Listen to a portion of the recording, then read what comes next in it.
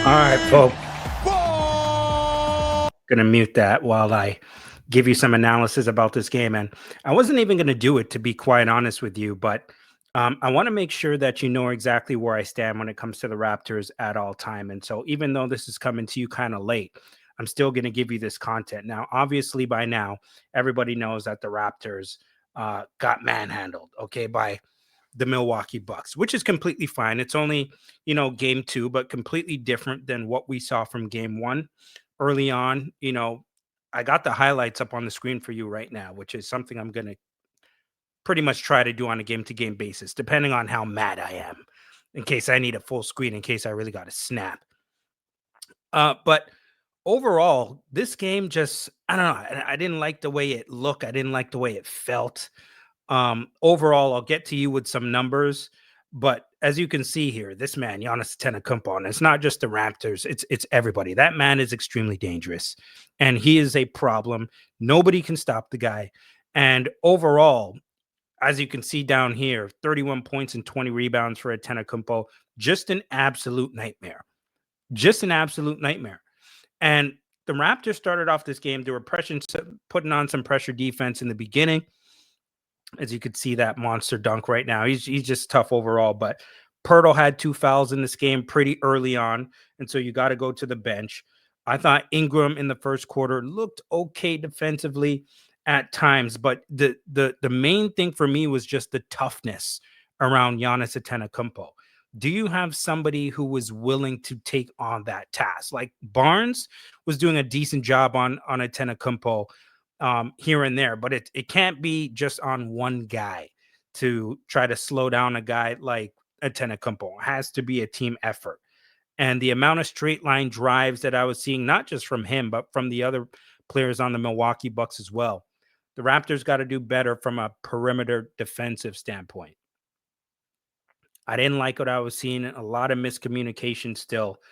And that is something that has to be addressed and looked at. And they got to be quick about it, because they turn right around, go into Dallas and play the Mavericks. And that's going to be tough as well.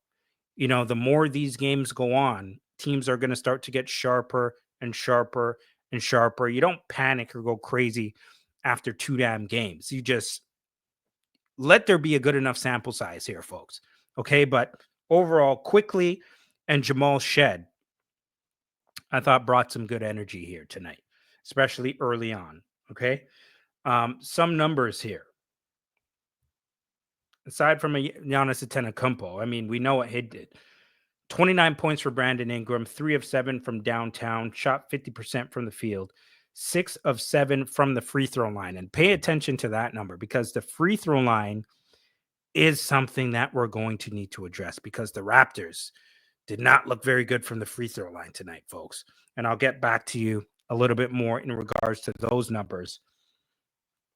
But Scotty was stepping up. He was being aggressive, and he was going to the basket. And I mentioned to you the last game, I don't want to see Scotty shoot a whole bunch of threes if he doesn't have to. Not to say I don't want him to shoot them, because I do. I want him to improve with his 3-point shooting. And the only way to improve in regards to 3-point shooting is you actually have to take 3-point shots, clearly. So we do want to see him take shots, just to make sure that he's improving in that category. But at the same time, I want to see Scotty go downhill and be aggressive, because he's extremely tough to stop. And the Raptors were a plus 10 in the second Q.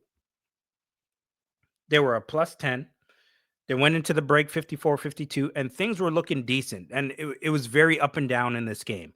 A lot of lead changes, 13 ties, 19 lead changes. And that was with 4 minutes to go in the fourth quarter.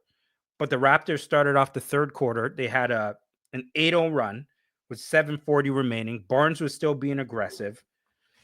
I have here Raptors perimeter defense did not look good once again, but Brandon Ingram, from a scoring standpoint, for his second game in the regular season, still getting acclimated to the offense. Everybody is. But he looked good, in my opinion. Had some bad turnovers here and there periodically through the games, but Scotty was also drilling some threes in this game. It was tied 86-86 after three. And I'm trying to do this for you in 12 minutes because I don't want to take up all your time, but I just want to let you know where I'm at. So pretty much what I'm saying is while you're watching this, Jamison Battle, by the way, I thought did a pretty good job off the bench. He had 9 points in this one. He played 11 minutes, 3 of 3 from 3 point range, and 2 rebounds, 1 turnover. He was plus 11. He was good off the bench, and he's going to be one of those guys that he has a job. His job is to come in there and make shots. Let's keep it pretty simple here, folks. Yes, we want to see him defend. You want to see him make good decisions. But for the most part, Jamison Battle, when he comes into the game, it's to make 3 point shots. That's what he does. That's what his role is. If he can't do that, he's not going to play. It's really that simple. If he can't do that, he's not going to play. I thought Emmanuel quickly looked pretty decent in this game as well. 6 of 14 from the field. He had 19 points. He had 7 rebounds, 8 assists. Jakob Poeltl had 6 points in this one. He played 27 minutes, but he was in some foul trouble early, as I mentioned. Scotty Barnes had 17 points. He was 6 of 15 from the field. He had 5 rebounds, 3 assists, 3 steals, all over the place like usual. And RJ Barrett, he started off stronger than he actually finished in this game, but he had a cool 20 points. 1 of 3 from 3 point range, 9 of 12 overall from the field, which is really good because you want to see RJ Barrett be consistent with his efficiency, right? And so that was good. That was good. But the perimeter defense and toughness, and I mentioned a certain word here, folks, before the season started, and we were doing kind of analysis of what we thought the Raptors were going to be. The big word that always comes up for me is that word identity. And yes, it still is early, but for me, it's what is this identity going to be? Are you a hard-nosed, defensive, tough team? If you're a hard-nosed defensive team, you got to be tough. And you got to be able to rebound. That's a big, big part of this. Out rebounded 51-41 in the rebounds category, and 14 offensive rebounds for the Milwaukee Bucks. You gotta have guys who can rebound and give you some toughness. Even if you got to throw that damn double team at Giannis Antetokounmpo, make sure that you do. Your guys got to be able to rotate on the perimeter, and they're not always terrible. And I can tell they can be good, but it's a communication thing. I'm gonna keep telling you guys that word is very important. It's very important. Guys got to be out there doing this. You got to be pointing. You got to be dropping back. You got to be talking. Everybody has to know what's going on. And there are times where I'm sure a lot of you who are watching this have watched the game, folks.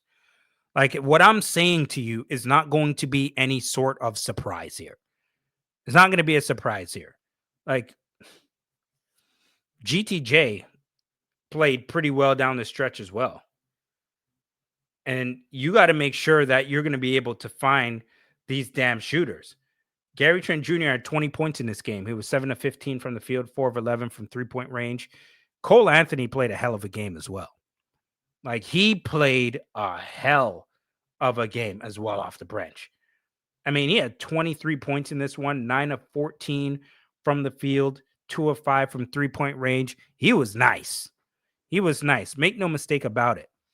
But I mean, Lord have mercy. Overall, defensive communication is to me where there are going to be problems if that doesn't improve. That part has to improve. And that's going to be the part that's probably going to drive me absolutely crazy.